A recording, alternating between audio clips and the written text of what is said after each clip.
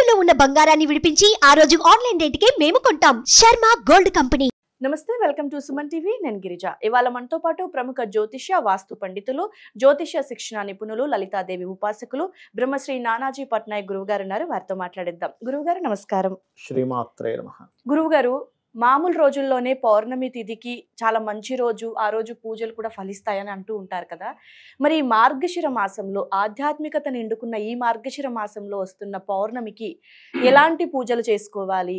పూజా విధానంలో ఏదైనా మార్పులు చేసుకోవాలా? ఆ దేవుని ప్రసన్నం పొందాలి అంటే మార్గశిర పౌర్ణమి రోజు చేయాల్సిన పనులు ఏంటి గురువు గారు? సహజంగా పౌర్ణమి ఎందుకు చేస్తారు అనే విషయం తెలియాలి. ఫస్ట్ మనం ఏదైనా పని ఎందుకు చేస్తాము? ఇప్పుడు జాబ్ చేసాము, బిజినెస్ చేసాము, లేకపోతే ఇంకేదో సంథింగ్. దేనికోసం చేస్తాడు మనిషి? డబ్బు కోసం. ఇంకా డబ్బు ఎందుకు కావాలి?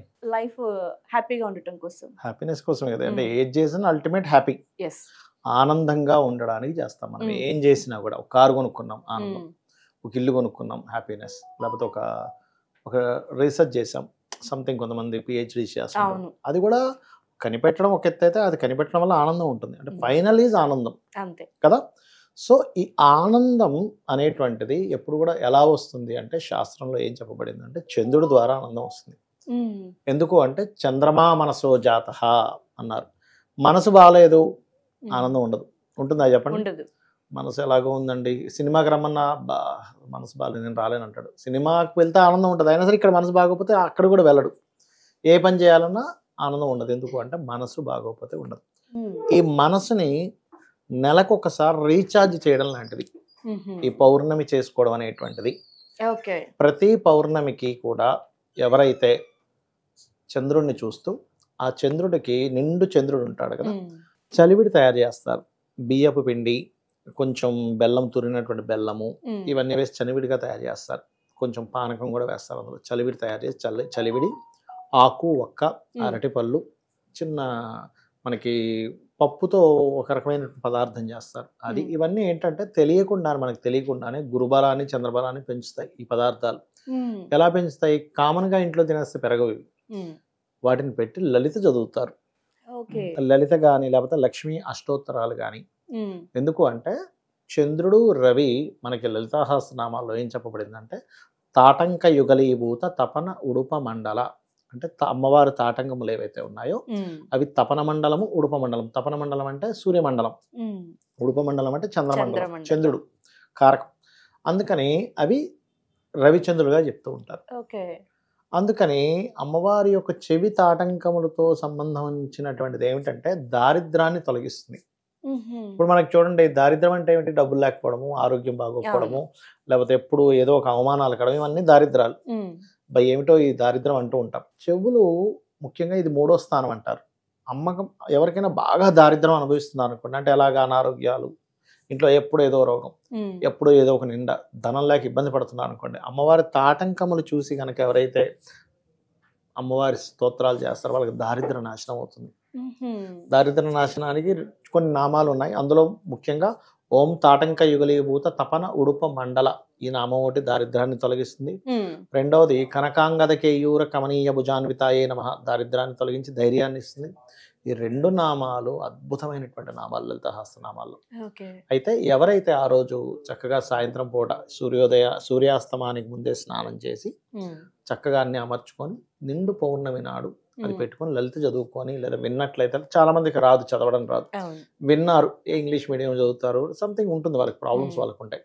అది అమ్మవారి వైపే అలా చంద్రుడి వైపు చూస్తూ నమస్కరించుకొని అలాగా చేసుకొని నైవేద్యం పెట్టి హారతి ఇచ్చి చక్కగా అక్కడే పంచోపచారాలతో గంధాన్ని సమర్పించి, పుష్పాన్ని సమర్పించి, ధూపము, దీపము ఇవన్నీ సమర్పించి తర్వాత అమ్మవారికి నైవేద్యం పెట్టినటువంటి ఆ యొక్క దాన్ని ప్రసాదంగా ఇంట్లో వాళ్ళందరూ తిన్నట్లయితే మానసిక వైకల్యం ఉండదు మనిషికి. అంటే మానసిక దుర్బలం అనేటువంటిది ఉండదు. మానసికంగా చాలా స్ట్రాంగ్గా ఉంటారు. ప్రధానంగా మనకు అన్నిటికంటే ముఖ్యమైనది ఏంటంటే మనసు బలంగా ఉండాలి. చిన్న చిన్న విషయాలకు భయపడడం ఇవన్నీ పోతాయి. హ్యాపీగా ఉంటారు. అసలు ఎంత ఆనందంగా అనిపిస్తుంటుంది అంటే అబ్బా అన్నట్టుగా ఉంటుంది. అది ముఖ్యంగా పౌర్ణమికి ఉన్నటువంటి విశేషం. అయితే పౌర్ణమి రోజు నైవేద్యాన్ని అంటే కిరణాలు పడేటట్టుగా బయట పెట్టేసి లలితా సహస్రనామం చదివేసి దాని తర్వాత అందరూ ప్రసాదంగా తీసుకుంటారు. ఓకే అది గురువు గారు. అది చేయాలి. అంటే పౌర్ణమి రోజు సాధారణంగా పూజలు చేస్తూ ఉంటారే తప్ప ఇంట్లో అంటే చంద్రుడి కిరణాలు ప్రసాదం మీద పడి అది భుజించడం వల్ల మంచి జరుగుతుంది అనే విషయం తెలీదని నేను అనుకుంటున్నాను గురుగారు. గురుగారు, పౌర్ణమికి ప్రత్యేకించి అంటే మీరు ఇందాక చెప్పినట్లుగా అర్ఘ్యం ఇచ్చేసి మనం భుజించటం, దీంతో పాటు ఇంకా ఇతరతర ఉపయోగాలు కానివ్వండి, లేదంటే ఇంకా మనం చేయాల్సిన పనులు ఏమైనా ఉన్నాయంటారా గురుగారు? తప్పకుండా ఉన్నాయమ్మా. ఒక్కొక్క పౌర్ణమికి ఒక్కొక్క విశిష్టత ఉంటుంది. మార్గశిర పౌర్ణమి అమ్మ ఇది. ఎందుకంటే మృగశిర నక్షత్రము నాడు చంద్రుడు రవి నుంచి సప్తమ స్థానంలో ఉన్నాడు. అందుకని మార్గశిర పౌర్ణమి మృగశిర నక్షత్ర సంబంధం కాబట్టి. ఈ మార్గశిర పౌర్ణమి ప్రత్యేకంగా ధన సంబంధంగా వచ్చేటువంటి ఇబ్బందులను తగ్గిస్తుంది. ఫైనాన్షియల్గా చాలా ఇబ్బంది ఉందండి, తగ్గుతుంది. అలాగే కుటుంబ సభ్యుల్లో ఎవరితోనైనా స్త్రీలతో గొడవలు ఉంటాయి, కొంతమందికి భార్యతోనో సిస్టర్స్తోనో, వాళ్ళతో ఆ గొడవలు తగ్గిస్తుంది ముఖ్యంగా. అదేవిధంగా ఎవరికైనా ధనం ఇచ్చాము, ధనం రావట్లేదని ఇబ్బంది పడుతున్నారు, మార్గశిర పౌర్ణమి ఖచ్చితంగా మంచి ఫలితం ఇస్తుంది. అది కాకుండా మార్గశిర మాసంలో మనకి భగవద్గీతలో శ్రీకృష్ణ పరమాత్మ మాసంలో మార్గశిర మాసం నేను అని చెప్పడం జరిగింది. ఆయన ఎందుకు అంటే ఆత్మకారకుడైనటువంటి రవి ఈ మార్గశిర మాసంలో ప్రత్యేకంగా వృశ్చిక మరియు ధనస్సు రాశిలో సంచరిస్తుంటాడు.